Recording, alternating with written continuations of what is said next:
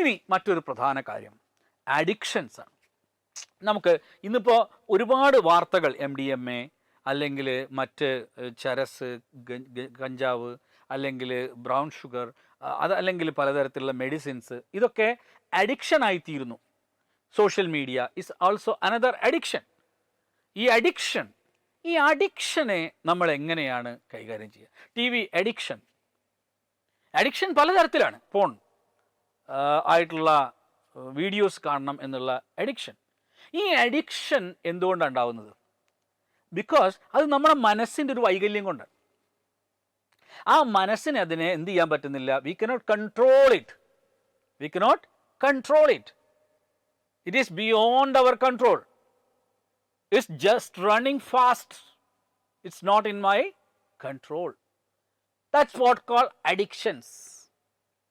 How to fight with addictions? നമ്മൾ അഡിക്ഷനോട് എങ്ങനെയാണ് പൊരുതുക? അതിന് ഏറ്റവും നല്ലത് മെഡിറ്റേഷൻ പഠിക്കുക, സ്വന്തം ജീവിതത്തിൽ മെഡിറ്റേഷൻ ചെയ്തു തുടങ്ങുക എന്നതാണ്. അത് സ്വയം നിയന്ത്രിക്കാനും അഡിക്റ്റീവായ സ്വഭാവങ്ങളോട് ശ്രദ്ധയോടെ സമീപിക്കാനും നമ്മെ സഹായിക്കുന്നു എന്നതാണ് സത്യം. അഡിക്ഷൻ ഉള്ളവർ മെഡിറ്റേഷൻ ശീലമാക്കുന്നതോടെ ആദ്യകാലത്തുണ്ടായ ശ്രദ്ധ പതുക്കെ തിരിച്ചു വരാൻ തുടങ്ങുന്നതായിട്ട് കാണാം. സ്വന്തം വികാരങ്ങളെയും എടുത്തുചാട്ടങ്ങളെയും നിയന്ത്രിക്കാനും കഴിയുന്നതായിട്ട് നമുക്ക് കാണാൻ സാധിക്കും. നോക്കൂ, പലപ്പോഴും ഞാൻ പഠിപ്പിക്കുന്ന എൻ്റെ ശിഷ്യന്മാർ, ഞാൻ അവരോട് മദ്യം കഴിക്കരുതെന്നോ മാംസം കഴിക്കരുതെന്നോ അല്ലെങ്കിൽ പുകവലിക്കരുതെന്നോ ഒന്നും പറയാതെ തന്നെ അവർ കൃത്യമായി ഇത്തരം ഉപാസനകളെല്ലാം ചെയ്യുന്ന സമയത്ത്, ഈ മന്ത്ര മെഡിറ്റേഷൻസ് ചെയ്യുന്ന സമയത്ത് അവരുടെ ജീവിതത്തിൽ വലിയ പരിവർത്തനങ്ങൾ ഉണ്ടാവുന്നതായിട്ട് അവർ പറയാറുണ്ട്.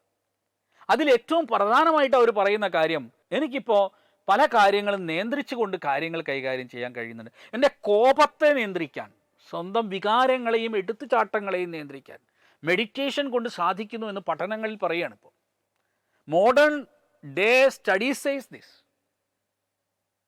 എന്താണ്, എങ്ങനെ, how can you control your self?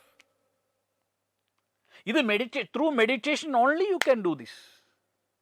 Meditation നമുക്കിത് ചെയ്യാൻ സാധിക്കുമ്പോൾ നമുക്കിത് വലിയ തോതിൽ മാറ്റമുണ്ടാക്കാൻ കഴിയും എന്നിരിക്കെ നമുക്ക് നമ്മുടെ ഇന്ദ്രിയങ്ങളുടെ മുകളിൽ നിയന്ത്രണം കൊണ്ടുവരാൻ സാധിക്കുന്നു എന്നതാണ് നമ്മുടെ യോഗത്തിൻ്റെയും ധ്യാനത്തിൻ്റെയും മെഡിറ്റേഷൻ്റെയും ഒക്കെ ഒരു ശക്തി. അതേപോലെ തന്നെ ഭക്ഷണ നിയന്ത്രണത്തിന് നമുക്ക് മെഡിറ്റേഷനിലൂടെ കഴിയും. പലപ്പോഴും ഭക്ഷണത്തെ നിയന്ത്രിക്കാൻ പലർക്കും കഴിയില്ല. ഒരു തരം ആർത്തി വരാനുണ്ട്. പ്രത്യേകിച്ച് പ്രീ ഡയബറ്റിക് ഒക്കെ ആകുന്ന സമയത്ത് പല ആളുകൾക്കും ഭക്ഷണത്തെ they cannot control. If you practise meditation every day, there will be changes. Slowly നിങ്ങളുടെ മനോഭാവം, മൈൻഡ് സെറ്റ് വിൽ ചേഞ്ച്. അപ്പം നമ്മൾ ആലോചിക്കും, ഞാൻ എന്തിനാണ് ഇത്രയും ഭക്ഷണം കഴിച്ച് എൻ്റെ ശരീരം കേടുവരുത്തുന്നത്? എൻ്റെ ശരീരത്തിന് ആവശ്യമായ ഭക്ഷണം കഴിച്ചാൽ മതി എന്ന മൈൻഡ് സെറ്റ് എനിക്ക് വരും എന്നുള്ളതാണ് മെഡിറ്റേഷൻ്റെ മറ്റൊരു പ്രധാനപ്പെട്ട ഗുണം.